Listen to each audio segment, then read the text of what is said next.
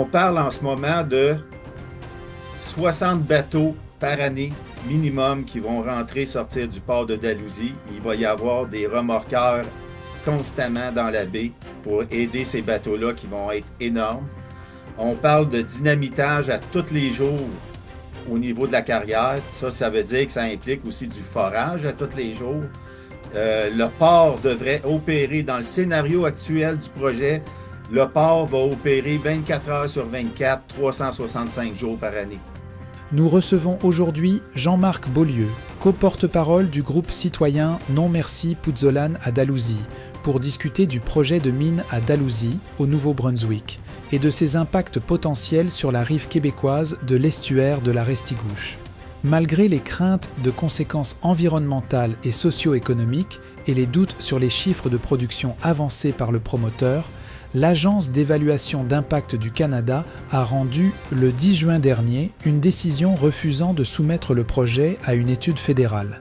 Jean-Marc nous expose les arguments du groupe citoyen, leur incompréhension face à ce refus qui, selon lui, ignore les résidents du Québec. À la fin du mois de janvier, on a fait la projection du film Malartic à Pointe-à-la-Croix avec des gens du Nouveau-Brunswick. On était une cinquantaine, soixantaine de personnes.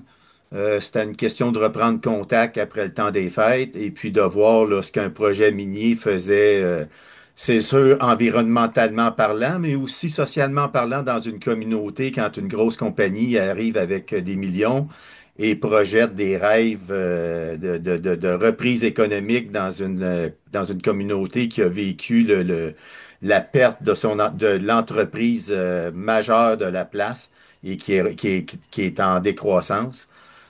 Donc, suite à cette projection-là, nos actions ont principalement été, bon, début février, mi-février, on a complété notre lettre de demande d'études d'impact fédéral au ministère de l'Environnement du Canada, qui dans le temps le ministre était M. Stephen Guilbeault.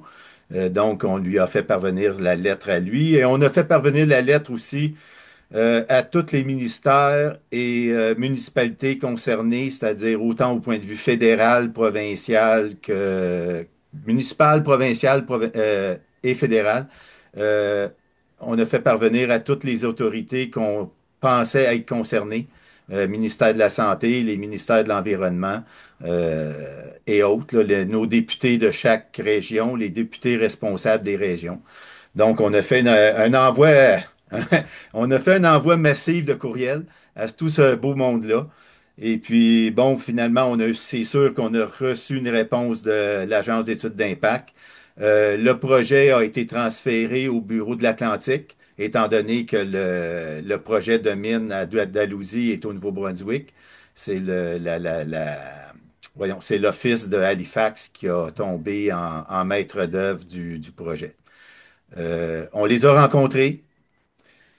Pour avoir plus de clarification, on les a rencontrés, je crois, le 5 avril, comme tel. On était s'asseoir avec eux à Halifax. On a posé nos questions, nous ont répondu. Et puis, le processus est enclenché à partir de ce moment-là.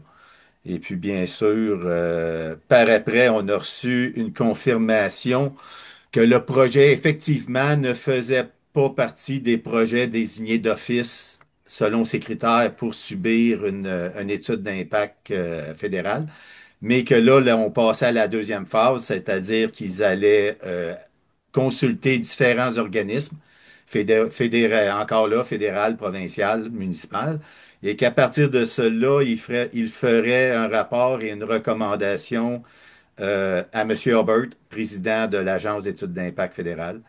Et bon, ben c'est cette réponse. C'est cette réponse-là qu'on a eu le 10 juin, Parce que qui quand vous avez été était leur parler, vous avez été leur parler, leur poser des questions, est-ce que vous comprenez pourquoi ils refusent?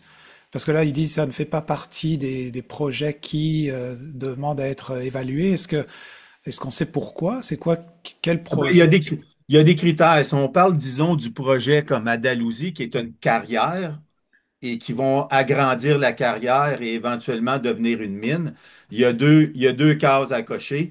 C'est agrandissement de 50% et plus de la superficie de l'opération.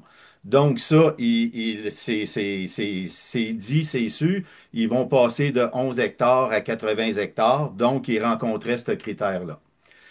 Le deuxième critère qui aura fait que d'office, automatiquement, même les promoteurs sont obligés de demander une étude d'impact fédéral pour leur projet, c'est s'ils avaient produit 3,5 millions de tonnes et plus par an dans la nouvelle production.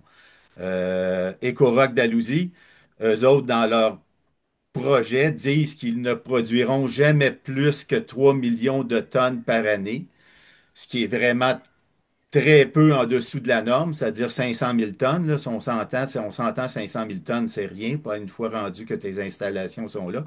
Donc, nous, une partie de notre demande était basée là-dessus, que les promoteurs intentionnellement se glissaient sous les critères qui auraient fait que leur projet automatiquement aurait à subir une étude d'impact fédéral. Et vous, comment vous le voyez, cette réponse-là? Dans le fond, est-ce que c'est un... Je vois deux façons, parce que ça fait plusieurs entrevues que je fais avec vous, et je vois qu'il y a un impact environnemental qui a l'air d'être réel quand on voit que si la mine se mettrait justement à fonctionner, que ce soit pour la baie, pour l'environnement, pour l'air, tout ça.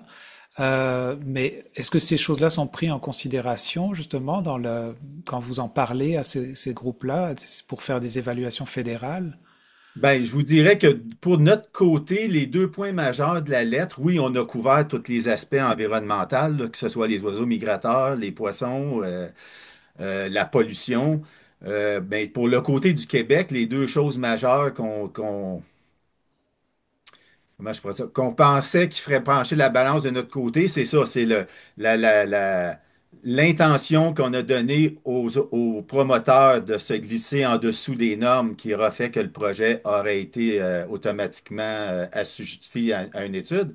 Le deuxième, c'était que euh, dans sa lettre, M. Hubbard dit que les mécanismes provinciaux, municipaux, tout ça vont suffire à garantir à la population que le projet va être bien encadré, tout ça. Le seul problème, c'est que les études provinciales du Nouveau-Brunswick, ils vont concerner le côté Nouveau-Brunswick. Puis les différents organismes fédéraux, MPO, les oiseaux migrateurs, l'environnement, ben c'est sûr qu'ils vont s'attacher en arrière de l'étude environnementale du Nouveau-Brunswick. Donc, écoutez, puis nous, ben, c'est ça qu'on disait, en tant que population québécoise riveraine, de l'autre côté, à 4-5 kilomètres maximum, euh, si le fédéral ne fait pas une étude d'impact, ben, on n'aura pas le droit au chapitre. Et bon, on pensait avoir coché, on a lu la loi, écoutez, on a eu deux avocats qui ont travaillé avec nous sur cette lettre-là.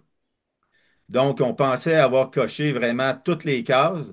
Et puis là, on se ramasse que je me rappelle, c'est des années 90, je crois, c'est le parti Rhinocéros dans une campagne électorale. Il avait dit qu'il tracerait une ligne blanche dans le milieu du fleuve à Montréal pour réguler la, la, la circulation marine.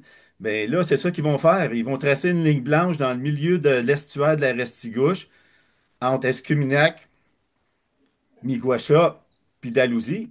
Puis d'un côté, ben, ils vont faire des études, puis de l'autre côté, ben, nous, du côté québécois, ben, ça va être, on n'a pas le droit de rien dire. On existe, mais vous dites rien. Fait que notre lettre visait ça. Et puis, mais c'est sûr que ce que dit M. Hubbard, c'est pas faux. Il y a des mécanismes qui existent qui vont faire que le côté environnemental, les oiseaux migrateurs, tout ça va être couvert, mais strictement pour le Nouveau-Brunswick. Puis l'autre chose, moi, quand j'ai lu le rapport d'analyse de l'agence, c'est que ils énumèrent qui qu'ils ont consulté pour, pour monter leur rapport et déposer leur avis au président. Il n'y a aucun organisme du Québec, que ce soit municipal, gouvernemental, environnemental et autres, il n'y a aucun organisme du Québec qui a été consulté pour monter leur rapport. Hmm. Donc, moi, je ne sais pas comment ils ont fait pour donner un avis quand ils n'ont pas consulté le côté québécois. Ça fait comme pas de sens, là. Ouais, parce que selon vous, si je comprends bien, ce projet-là doit vraiment inclure tout je vois ça comme dans un cercle au niveau régional et ça déborde sur le Québec et c'est au Nouveau-Brunswick, donc ça devrait inclure tous ces gens-là. Écoutez, dans les critères de l'étude de l'agence, même, je les relisais tout à l'heure, puis ils disent que l'agence est là aussi pour des problèmes de pollution causés par des problèmes causés par des projets, que ça serait transfrontalier international.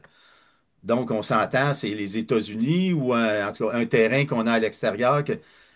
Mais là, on n'arrête pas de dire au Canada, justement, qu'il faut abaisser les barrières tarifaires et provinciales et tout ça. Ben là, on se ramasse dans un problème de pollution environnementale, d'un projet qui va avoir des effets négatifs transfrontières provinciales. Puis on vient nous dire que ben, du côté du Québec, ça ne vous regarde pas. Si vous êtes l'autre bord de la ligne blanche dans le milieu de l'estuaire. Il y a comme un. C'est comme on dit, là, faut que les babines suivent les bottines. Mais là, on est comme d'un côté, le gouvernement fédéral dit ça, tout le monde dit qu'il faut baisser les frontières. Je suis bien d'accord, mais si on baisse les frontières, on peut-tu le faire pour les études qu'on soit concerné?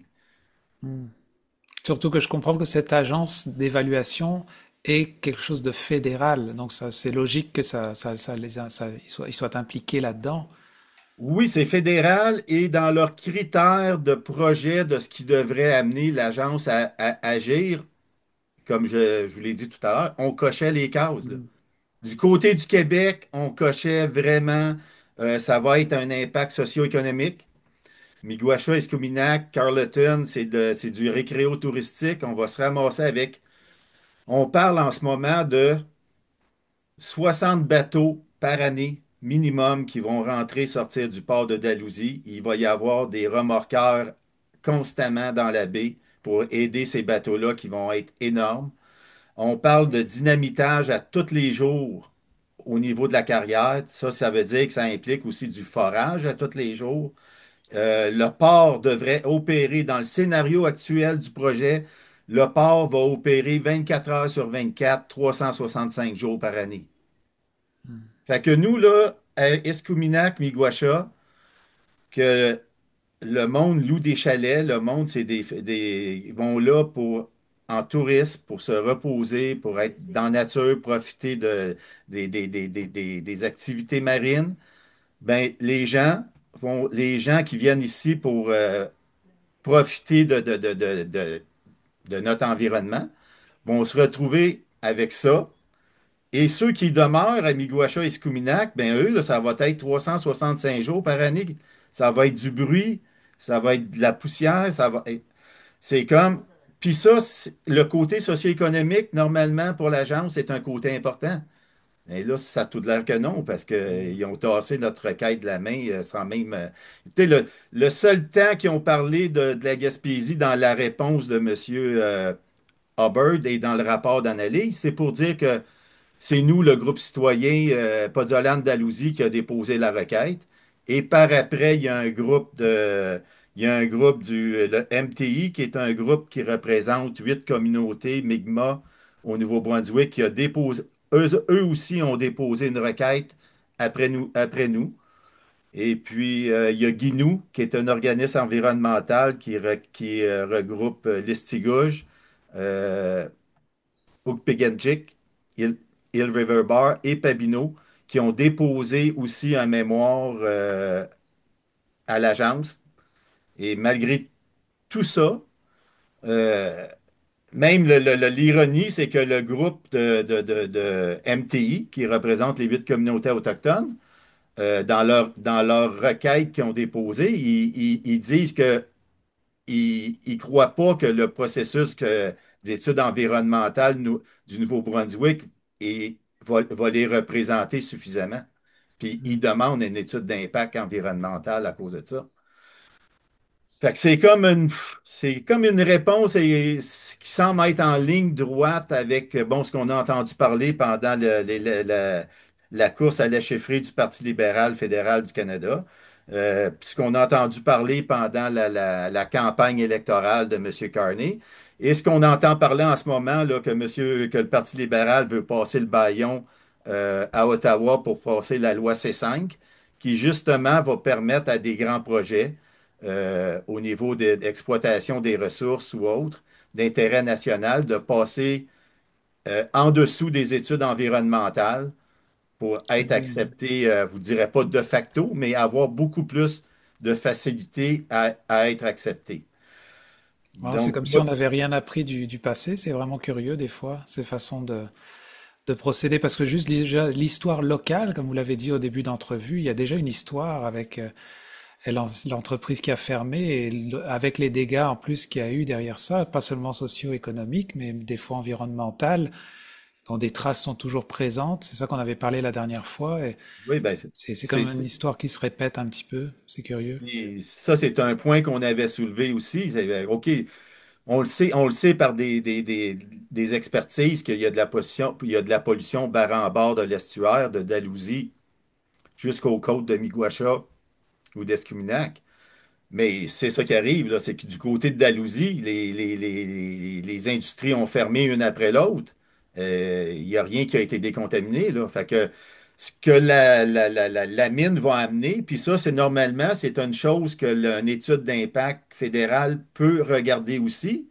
C'est si la nouvelle, le nouveau projet, avec la pollution qu'il va créer, puis qui s'ajoute à la pollution déjà existante, amène que c'est des normes qui vont être dépassées, ben, ils peuvent refuser un projet parce qu'ils vont dire, ben là, le projet est de trop dans la place.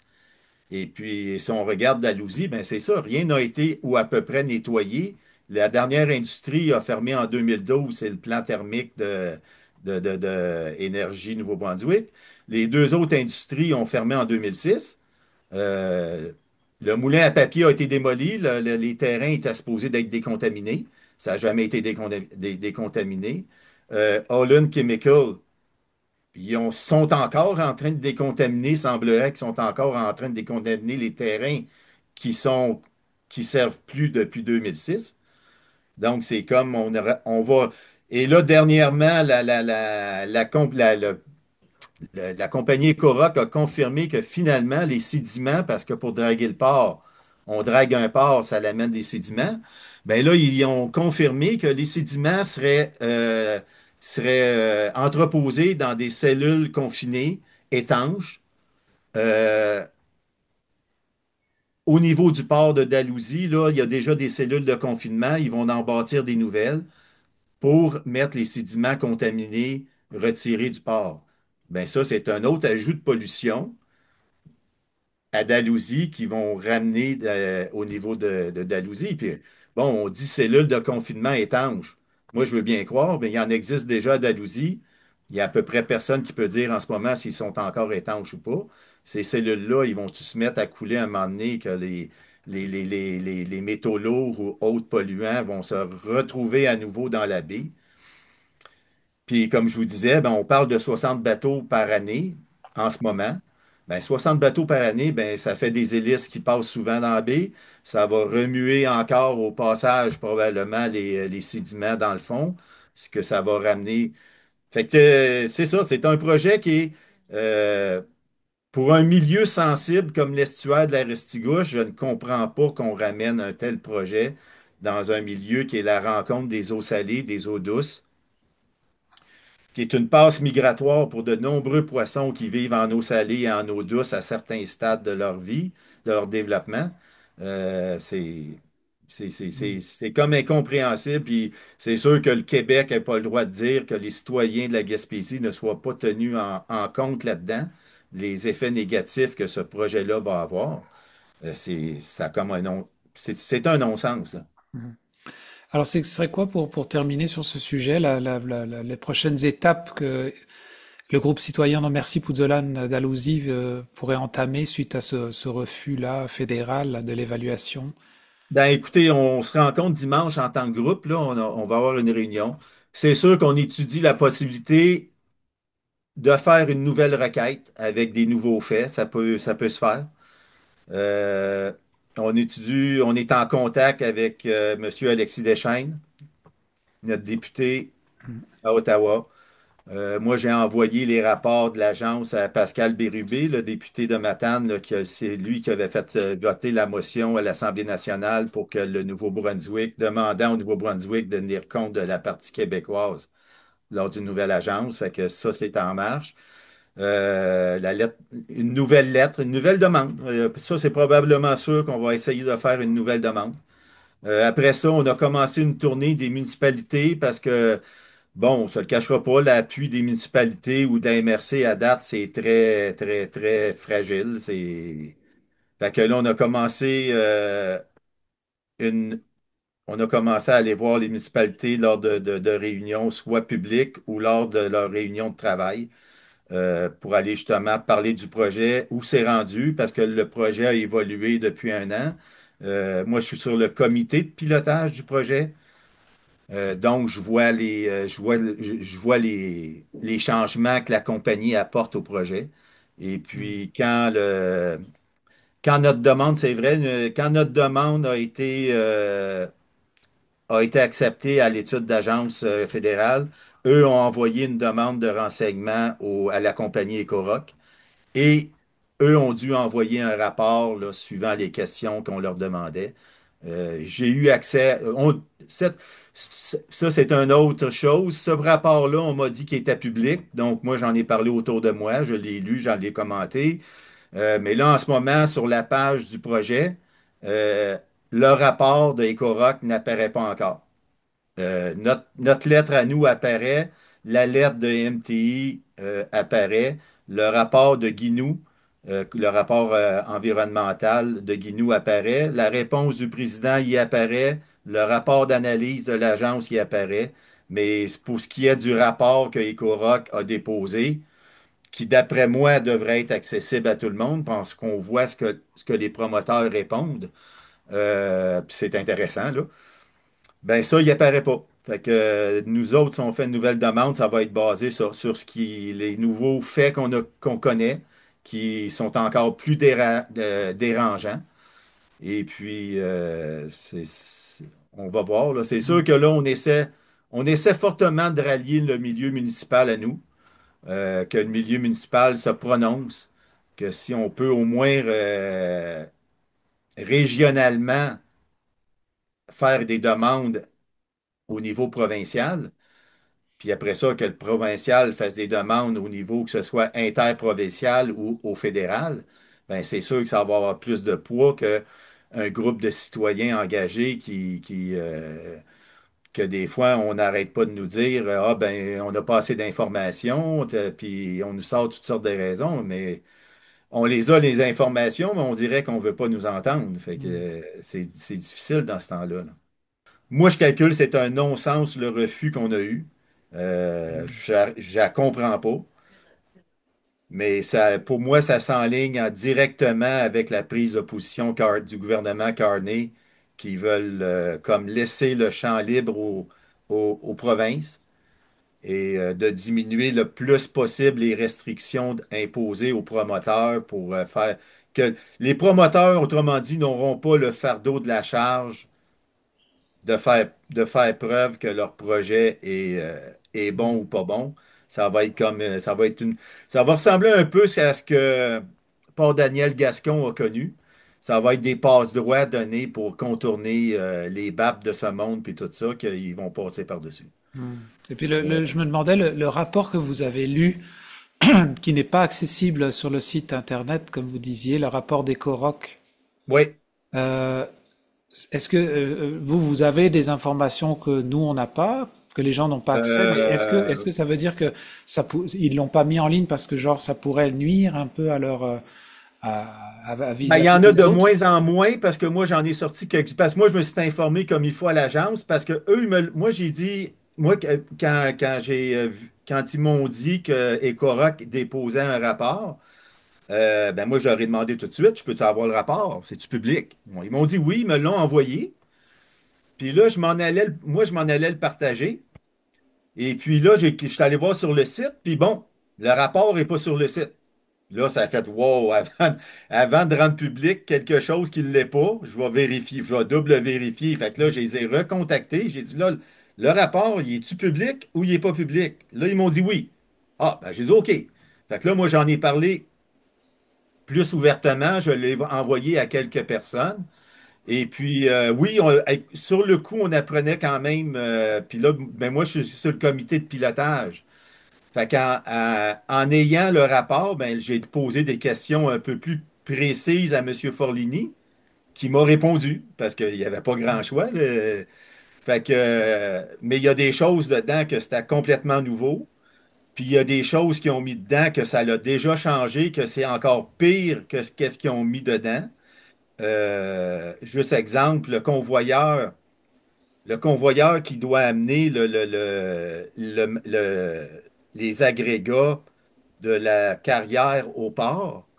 C'est un convoyeur de 2,6 km, on le sait. Mais selon dans le rapport qu'ils ont donné à l'agence, le convoyeur, la vitesse d'opération, ça va être de 1600 tonnes à l'heure de façon continue, c'est-à-dire ça donne 4 millions de tonnes par année.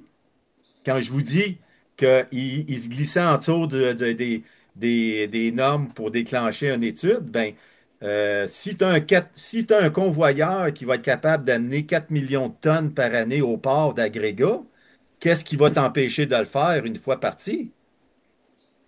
Puis là, mais le convoyeur pouvait aller à son maximum à 2000 tonnes à l'heure. Mais on sait qu'à 2000 tonnes à l'heure, quand c'est comme un auto, là, si tu as tout le temps le plancher dans le Mm. fond, ça va briser. Mais là, dernièrement, au comité de pilotage, c'est à cette heure, c'est rendu que le convoyeur, de façon standard, va rouler à 2000 tonnes à l'heure. Et là, 2000 tonnes à l'heure, selon les journées de travail, là, on rentre dans du technique Mm. parce en- la, la, la, la, la carrière devrait fonctionner 10 heures par jour. Et au Nouveau-Brunswick, c'est 252 jours de travail qui est possible par année pour une carrière parce qu'ils ne peuvent pas travailler à la fin de semaine et les congés fériés. Fait que si on prend 252 jours par année, 10 heures par jour avec un convoyeur de 2000 tonnes à l'heure, ben là, on parle d'une capacité de 5 millions de tonnes par année de façon continue, là. Mm. Puis ça pourrait aller, si on va au maximum, ben en vérité, ça peut fluctuer entre 5 millions et 7,5 millions de tonnes parce que la capacité maximale du convoyeur va être de 3000 tonnes à l'heure. Fait que là, on va jouer dans une fourchette entre 5 millions de tonnes possibles qu'ils vont faire et 7,5 millions de tonnes. Mm. Fait qu'encore là, si on regarde la norme de 3 millions de tonnes puis de 3,5 qu'eux autres ont dit qu'ils vont être toujours en bas du 3,5, ben là, je veux bien croire qu'il faut que tu t'installes un équipement qui est un peu plus performante en cas qu'elle brise, puis qu'il faut que tu rattrapes du temps. Ou comme avec les congés fériés, ben, si tu en as deux dans la même semaine, ben, en vérité, au lieu de travailler 4 jours, tu vas travailler 3. Ça, je peux Ah ouais. comprendre, là. Mm. Et de là à avoir, puis le convoyeur, en ce moment, c'est le cœur du projet, là. Le convoyeur, c'est ce qui va prendre, ce qui va permettre à la compagnie d'amener la quantité suffisante d'agrégats au port pour sortir par bateau. Mm. Donc, si tu as un convoyeur qui est capable d'amener de 5 millions à 7,5 millions de tonnes par année, puis que tu me dis que tu vas en sortir seulement 3 millions, ben là, je comprends pas. Je suis bien d'accord qu'il faut que ce soit surdimensionné, mais à ce point-là, Mm. et il y a quelque chose que moi, en tant que, je sais pas, j'ai une formation scientifique un peu, je suis agronome de formation, je suis capable d'analyser, puis là, ben, l'analyse est pas, Mm. elle marche pas, là, puis même, Ah, intéressant, hein. quand je regardais, là, en tout cas, je prends votre temps, mais j'ai lu le rapport de faisabilité de Port Daniel Gascon, puis il est gros, là. Ah Puis oui? quand il parlait du projet, puis ça, par Daniel Gascon, ben, on s'excusera, là, c'est M. Rousseau, là. Puis M. Rousseau, ce qu'ils ont fait à part Daniel Gascon, là, puis ce qu'ils sont en train de faire à Dalhousie, c'est du copier-coller, là, parce qu'il y en a une carrière à part Daniel Gascon. Elle produit de 2,5 à 3 millions de tonnes par année d'agrégats pour la cimenterie, pour mettre dans leur ciment.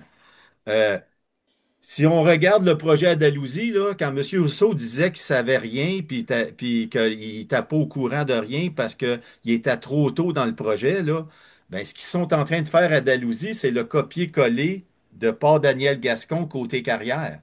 C'est la même grosseur, c'est la même capacité, excepté que là, on vient nous dire qu'ils sortiront jamais plus que 3 millions. Puis ils installent un équipement qui va leur sortir, qui va leur permettre de sortir de 5 à 7,5 millions de tonnes par année. Donc, puis qui viennent me dire qu'ils ne savent pas qu'est-ce qu'ils font, ben, je vais dire à M. Rousseau, allez relire votre dossier de faisabilité du projet de Port-Daniel Gascon. Vous allez avoir toutes vos réponses s'ils sont là. Fait que c'est comme, tu sais, c'est ça. On mettait en doute les promoteurs. Je crois que oui, il faut vraiment les mettre en doute. Puis tu vois que de la manière que ça s'en va, euh, c'est- comme là, dernièrement, ils nous ont soumis le type de bateau qui devrait rentrer au port, euh, qui est beaucoup trop gros. Pourquoi qu'ils louent un bateau trop gros pour rentrer dans un port quand tu peux pas le rendre? Ça, c'est une autre question que je me pose en ce moment que je faut que au prochain comité de pilotage. C'est dans mes questions à M. Forlini. J'imagine que quand tu loues un bateau trop gros, ça te coûte plus cher pour rien. Tu sais, il loue un bateau de 70 000 tonnes qu'ils vont mettre autour de 50 000 tonnes dedans. Malgré qu'avec les équipements, ils ne peuvent pas bien mettre plus, là. Mais il aurait pu louer un bateau un peu plus petit qui s'y aurait fait à peu près la même ouvrage, là. Fait que il y a des ficelles qui ne s'attachent pas en ce moment là, dans le projet, là. Si vous voulez vous tenir au courant, là, les minutes du comité de pilotage EcoRock d'Alousie sont sur leur site leur site web. C'est dans l'onglet communauté. Les minutes sont. Puis je parle de rien, je prends pas de chance. Quand c'est pas des minutes, mais on, on questionne M. Forlini, puis quand c'est pas des minutes, on lui dit Hmm. Monsieur Forlini, on a parlé de ça, il faut que ce soit mis des minutes. Fait que les minutes sont assez exactes là, de qu'est-ce D'accord. qu'on discute dans Ok. les. Peut-être une dernière question quand même, si les gens qui nous écoutent, je sais que on peut avoir de l'information sur le groupe citoyen Non Merci Pouzolan d'Alousie. Si vous avez une page Facebook, les gens qui voudraient juste vous connaître un peu plus ou qui veulent vous encourager d'une certaine façon, on peut, j'imagine, vous contacter. Ben oui, on peut nous contacter, mais à partir de la page Facebook, vous allez avoir, les gens peuvent avoir voyons, contact à notre argumentaire. Ils peuvent aller voir la revue de presse qu'on tient de façon assidue Hmm. depuis.